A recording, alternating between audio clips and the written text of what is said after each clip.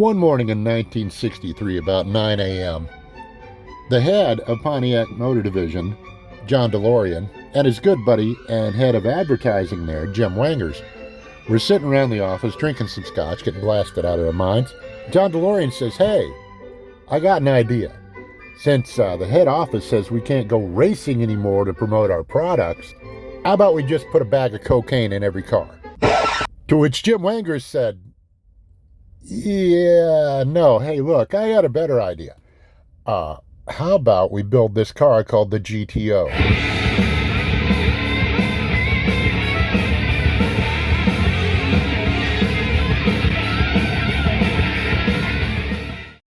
Hello and welcome to 4-Speed DIECAST, the dumbest damn diecast channel in all of YouTube. And today we're looking at GTOs. We're going to look at some GTOs through history here. This is a 64. And at this point in time, the head office at General Motors had told all the divisions that if you had an A-body car like this, the Le Mans, you couldn't put anything larger than a 330 cubic inch engine in it. Well, this is a 389. Why? Well, because they said a standard engine, but this was an option, so they could do that. The next year, they got a little classier, I think. 65 may be one of my favorite years ever for the A-body GM cars. Just a beautiful design, stacked headlights here.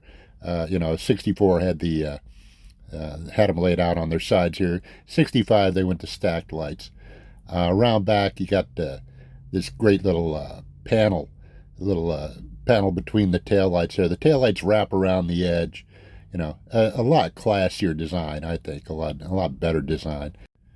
And of course, you still had the 389 with the tri-power setup under the hood. About 370 horsepower in a car that weighed about 3,400 pounds. So pretty quick little cars. And they sold like 70,000 of them in 65. I mean, the Pontiac GTO is really popular. 66, 67, we come to the new era here where we got the Coke bottle styling. And some of my favorite GTOs and Chevelles, all the A-body cars are from this era.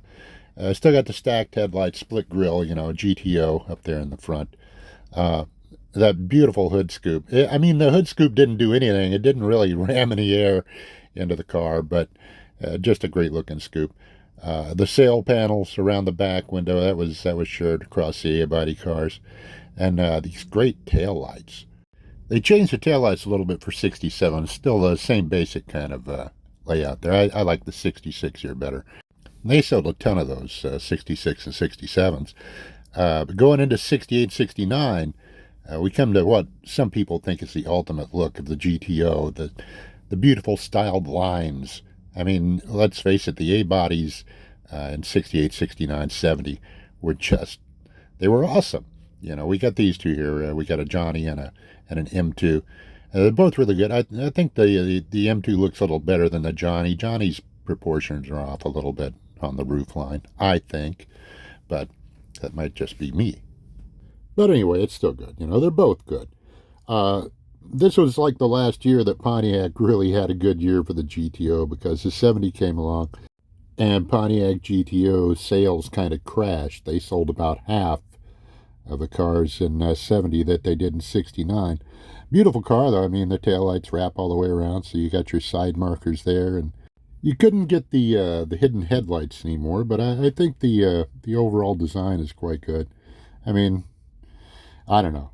The 69 is cleaner. 68, 69 is cleaner. But these are still good. They look tough, And that was a big part of the GTO anyway, was the look, So 71, 72, they're pretty much identical. I still like them a lot. I like the front end design on them here, especially that scoop. It didn't do anything, as before. These over here, 68, 69, they didn't do anything, and these don't either, because they're more for looks. The GTO was always about style. I like the front end. I liked it especially when they had the Enduro bumpers, they're painted the same color as the car, like these are. Still with the wraparound taillights at the back. But at this point in the GTO's history, it's like the sales for 71 fell in half from what they were in 70, and 70 wasn't good. And by this time, insurance companies, you couldn't get insurance on these cars. I mean, it was just expensive as hell. 73, they went to a new body style for the A-body cars here. I think a great one. They had to have the big bumpers and rollover protection, of course, so they got the big bar in the middle. You couldn't get like a pillarless sedan anymore. 5-mile-an-hour bumpers on the front. I think the GTO looks particularly good. I like the split front end. I love those taillights. I mean, to me, the Colonnade cars, which is what they were, what they called the A-bodies, were just some slick-looking cars. I mean, they had a great flow. The GTO had a little different front end from like the Grand Am and the Le Mans and whatnot. But I just think they were a beautiful... Look at this black one. Come on. You're going to tell me you wouldn't drive that. So anyway, it was a one-year only design. 1 year for the Colonnade cars. And then they went to this, something completely new for 1974. You ready? Yeah, that's right. A Chevy Nova. Because that's what every Pontiac fan wanted in a GTO. A Chevy Nova. In all fairness, though, I mean, Pontiac did a pretty good job of disguising the Nova. Well, you could tell it's still a Nova. But, you know, at least they did restyle the front and rear. I actually think the Pontiac Ventura, which is what this is based on, was one of the better-looking iterations of the Nova-bodied cars. And we're going to see how well Johnny Lightning pulled off the transformation from Nova to Ventura, or GTO, whichever you prefer. And, of course, over here you got all the important information you need to know. X-body chassis, blah, blah. It's a Nova. It is hobby exclusive. Whatever that says. Buccaneer Red, 74 GTO. Yeah. And, of course, one of 2,496, which is about a third of what they actually built in GTOs that year. They built 7,200, as compared to 73 when they only built about 52. Well, let's get in here and look at this guy. And before we do, let's take a quick look at my thumb. Look how big that thing is. Okay.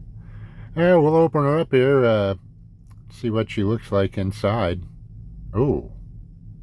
I don't know if I want to see what she looks like inside, but anyway, that's maybe more of a reference to a hospital situation. Here it is. It's fresh out of the package, boys and girls. You know, like I like to bring them to you. You know, I like them fresh. Set her down here, have a look. Let's, yeah, it's a good looking little car. Buccaneer Red. It's got that beautiful little GTO front end there, Ventura front end, with the blacked out grille and the little lights in there. Got the shaker hood, the GTO on the front. There we go. Good stuff.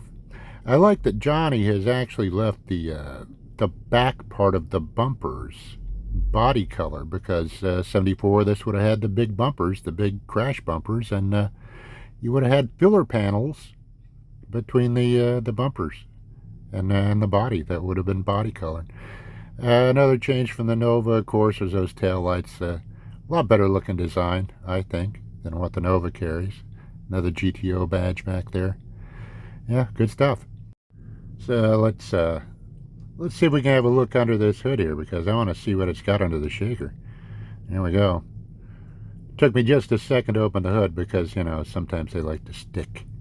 But anyway, yeah, hood's cut out. Shaker's in there. That'd be a 354 barrel Pontiac engine. I think they put out 220 or 30 horsepower for 74, which may not sound like a lot, but it's actually not bad. That's SAE, you know, horsepower ratings with all the accessories and exhaust hooked up. So not bad for the era. You could get these. This one has got just a regular trunk lid here, but you could get these with a hatchback as well, which was new for 74 on all the X-body cars, the Nova-bodied cars.